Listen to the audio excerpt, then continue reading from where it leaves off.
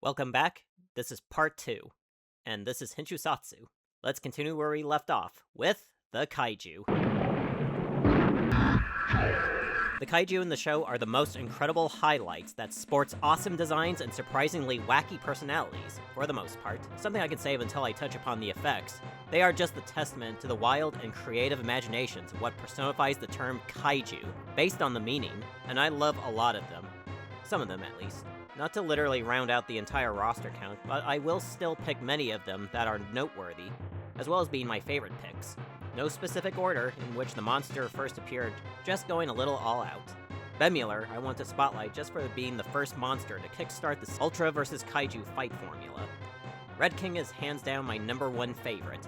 He is such a brutal beast with no special powers than many of the others in this cavalcade of charming insanity. But he makes up for it with his brutal fighting spirit and obsession for boulder throwing. Appearing in the same episode is Pigmon, an utterly creepy small resident for the show's version of Monster Island, who immediately becomes lovable with his happy, curious personality, and sadly becomes a punching bag in the show only. Later entries would ease off on the element as one of the many multitudes of returning Showa-era kaiju. Midway through the series appears the most popular kaiju from the first two-parter, the Monster Prince, Gamera. He's the first monster to ever give Ultraman a hard time, which warrants the two-parter, and he's considered the most sympathetic of the many kaiju to grace the series. The three-dimensional monster, Gabadon, is created when children doodle on construction pipes with chalk, and cosmic rays from space bring it to life. And each time the kid draws something different, instantly the monster appears wildly different. Then there's my non-sequitur boy, Pestar. I love this guy. It's the most mindless creation Tsuburaya's team ever conceptualized. It's an amphibious monster that is composed of a pair of starfish, with the center head being an ugly, wrinkled bat that feeds on petroleum and breathes fire. The starfish I understand, but where's the connection between the ocean and a bat? Like the show's themes, the kaiju fittingly represents all of the faults of humanity's hubris. The cocoa bean-loving Gesera is the result of a careless dumping of pollution in the ocean that mutated this normal small lizard. Hydra is a bird kaiju that aggressively attacks passing vehicles driving on Route 87 indiscriminately because it bears the soul of a young boy who passed away in a hit-and-run. Sibozu, a resident of the franchise traditional location of the monster graveyard, looks terrifying, but is a rather timid and lonely beast who accidentally latches onto a passing rocket and is trapped on Earth. Gabadon physically personifies childhood innocence clashing with adult sensibilities, including concern for the city's economy and military mights, sounding like the metaphor for the cranky, strict adults, or parents berating children's carefree fun and imagination. And Gamera, once again, is the result of man's arrogant need for fame and fortune after being abducted from his home, a la Carl Denham capturing King Kong for fame too, which results in their tragic deaths in a different element. And then there's the more famous of them all, Jamila. Once a normal man traveling into space before he mutates into a giant wailing abomination by space radiation, returns to Earth where he exacts revenge on humanity for abandoning him in space, which Ide sympathizes the most due to the parallels between them. Like the kaiju, the Seijin are also very memorable with unworldly silhouettes. Baltan is one of my two favorites. Baltan's design is eerie and pretty creepy, punctuated by that echoing sinister laugh, and has a complex motivation and goal. Since then, he becomes an important face in the series, as famous as one of Ultraman's foes. As one can expect, the aliens have goals with conquering Earth, and many of them have unique tactics, like Mephiles. Two on the nose, right? Who manipulates a young boy with false rewards of immortality and paradise if he hands Mephiles the Earth, willingly further demonstrating humanity's resilience to protect their home planet in their free will. Zarab, who views all lifeforms as his brother, just mind controls humans against their will to bring them to his level and prevent ongoing destruction and war in his way of bringing peace. His ideology reflects on the show's reoccurring themes of weapon advancement and even a dash of social commentary. Zarab will also be the main progenitor of the evil Ultraman doppelganger, another franchise tradition. However, the Dada aliens, while also outlandishly appealing, purposes of using humans as specimens is ambiguous. But my second favorite Seijin, that any fan can agree, is Zeton, who in no way is a dinosaur. Zeton has left an incredible, stirring impression as the final enemy Ultraman faces, being the trump card to the Zeton aliens. He's seriously the most powerful and pretty haunting creation that's inspiring. Calm, motionless, and brimming with invincibility that makes for an ultimate foe. at least until the later entries that practically debased his intimidation as an unstoppable juggernaut.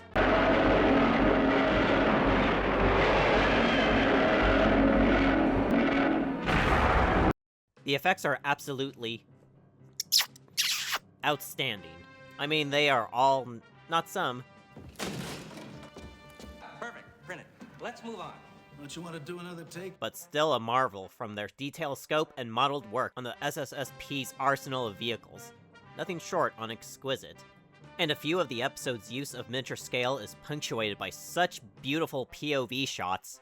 These are the reasons why I live for. Effects that are more appealing on how they are created, rather than just computers. Pandora's visually gorgeous, sure, but can they hold a candle to something that's in front of the camera? Even a lot of the animated optical effects are appealing to the eye for the mid-60s. They really tend to sell at the magnitude of Ultraman's seemingly boundless powers. Artist Toll Narita returns from Ultra Q to contribute the conceptions for the show's kaiju. With the exception of the Sunflown plants and Bolton, the suits for the vibrant and flamboyant Kaiju and Seijin roster are wild in terms of ideas and functionality. Pestar has 2 actors in the suit operating in unison while taking steps in this guy, and another pair portray Dodongo, the Keelan, with one in the front and the other in the rear, without resorting in one actor in the 4-legged monster crawling on their knees with careful obscuring with miniature bushes. If you've seen my review for The Last Dinosaur 2 weeks ago, then you'll notice that same principle to the Triceratops suit is applied from Dodongo, followed by Kaiser Ghidorah decades later from 2004's Godzilla Final Wars. The Ultraman suit, modified by a wetsuit, the ones worn by scuba divers and surfers, is worn by iconic stunt actor Ben Furuya, uniquely with its silver skin to reflect on a rocket ship, and his red spandex reflecting the planet Mars in keeping with his alien origin. Oh, so it is the Martians from War of the Worlds. Goes through 3 cycles, and each one appears to be a sign of trial and error surrounding the show, trying to find their footing for the character's identity, on top of being damaged over time while filming the tokusatsu sequences, right down to the version dubbed Type A suit, from episode 1 to episode 13, which sports a crusty and wrinkled face with malevolent eyes, and oftentimes you see Ben Furuya's mouth within the mask's mouth. Think about it. A mouth within a mouth. Freaky. I know it's intentional to make him appear unworldly, but it's my least favorite. But I can say it can be enjoyably odd, and I know many fans wouldn't mind. Type B, from episode 14 to episode 29, is better, sporting musculature to his body, complete with a sleeker silver sheen, but his mouth, while better than Type A, looks a bit inquisitive. Then finally, we get the definitive Type C, episode 30 to episode 39, suit. Same body type as the last one, but with wider eyes, and a change up to the armored face. It's the one that's primarily featured outside of the show, and is easily my favorite variation of the original, the version that embodies hope and justice. Overall, the effects are far from perfect, but are still greater than the sum of its parts. For instance, Toll Narita had envisioned Ultraman to be unworldly, such as being taller and lacking the color timer, back fin, and peepholes in his eyes for Furuya to see better. Despite some noticeable flaws, we didn't care. It was the presentation and execution of the given limitations the crew had to work with the character that mattered. Fortunately, Narita would be proud when his vision would be realized on screen in 2022's Shin Ultraman. Also, the kaiju often spark cartoony eyes that appear lazy-eyed, which I think gives the show's charming vibe.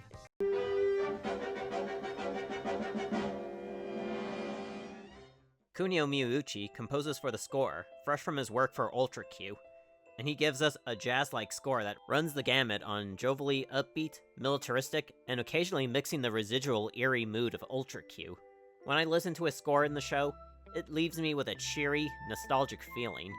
Fitting, as he composed for Godzilla's Revenge, a movie I got for Christmas from the Scimitar VHS set in 1998 when I was 6 years old. A lot of his work consists of famous cues that gets you pumped up, from the show's main theme, the SSSP March, and incidental music during the climatic fight between Ultraman and the Kaiju. Ultraman opened in its debut on stage on July 10th, with unanimous praise with promise for children's wishes until its official airing on the 17th the following week, as the Tsuburaya's risky plan paid off because Ultraman gained higher ratings and acclaim. Children have not only a colorful cast of kaiju to have playground plays, but a hero who they idolize and look up to for courage and strength as their role model. It has spectacle, it has likable characters, and serious archetypes. It has passion for tokusatsu, it has humanity, it has tragedy. It has over-the-top action. It just has fun. That's the key word. Like the music, the show is satisfying with giving audiences a wild time. Its success will forever usher in future interpretations that experiment, but still maintaining the meaning of what Ultraman stood for. What is the kaiju genre good for? Escape and fantasy, but make you feel like a child. A sentiment Tsuburaya expresses. He loves children, and wants them to experience that feeling. The world would feel lacking if Ultraman didn't exist.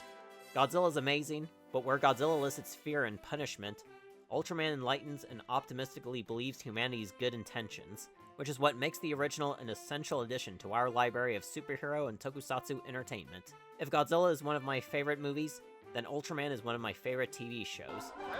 Very good show.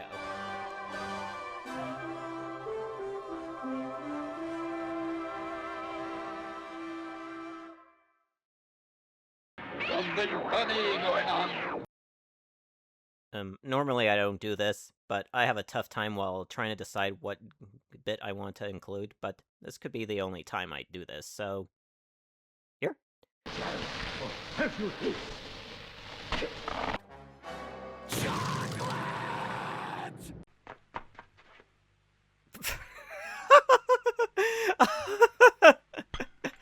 Oh, I cannot resist. It's classic. Okay, the end. Bye.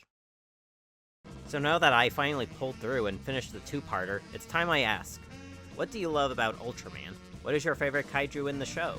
If you want me to review something Ultraman related, let me know in the comments below, and help me keep my channel growing over time by hitting the like button, subscribe, and make sure to hit the notification bell to be informed for new videos heading your way. And follow me on my social media platforms where I can share my content with you all. This has been Hinchusatsu. Later.